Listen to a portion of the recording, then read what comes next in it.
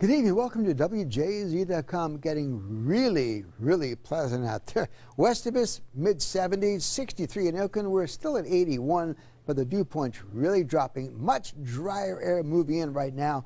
South of us, still some showers down there. 75, 77, 81, and it's still very humid on the lower eastern shore. Dew points in the 70s down there. In our region, the dew point's down to 63, very pleasant, 62, 59, 55. That dry air continues to filter in. Here's the front. Pretty clear to see what that front is. Showers and storms. Ocean City, again, getting another thunderstorm. They've had several this afternoon with some heavy flooding downpours. That's all well south of us. We've cleared out nicely. That's what's going to dominate for the weekend. Just dry, beautiful weather. In the meantime, offshore here, we have a new tropical depression, which could actually become stronger over the next 5 to 6 days, but it's going to stay offshore. We'll show you that in just a minute.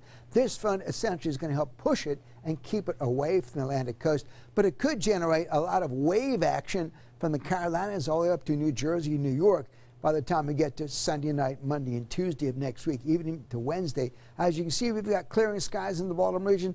Clouds and showers continue south of us, and that's what's going to happen overnight. It continues to press away from the region, but offshore, that low pressure sitting there right there, it's going to start developing. There is a tropical depression, maybe even into a tropical storm by the time we get to early next week. It's possible, could get even to a minimal hurricane. It's possible, and one of the models does show it out here way in the Atlantic, perhaps as a minimal hurricane, maybe by the next Tuesday of next week. So we'll keep watching it. Could even be some showers. Meanwhile, Hurricane Beryl, winds of 80 miles an hour heading out to the west around 15. Eventually, it's going to approach the Caribbean islands. May still be a hurricane by then, but eventually it's going to run into a lot of dry air, colder water, expected to degenerate somewhat into a tropical low, but it should not be a hurricane, hopefully, by the time it gets to, let's say, south of Cuba, perhaps. But that's early next week. Meanwhile, the models all have it pretty much going almost due west, as you can see. Beyond that, perhaps makes a turn up toward the east coast of the United States as a depression, or maybe an area of low pressure, but we're talking 5, 6, 7, 8 days down the line. Meanwhile, here's that depression off the east coast.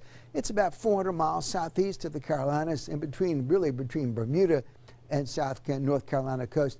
And all the models have it kind of all over the place for a while, and then moving off to the east, northeast. There's that clear sign of that cold front out there. 60 to 64 tonight. Clearing, breezy, less humid. Beautiful morning. Sunny, 80, fantastic start to your weekend. That will continue into Sunday. A little bit warmer, 84, 88, 93, and 90. So it does get hot next week.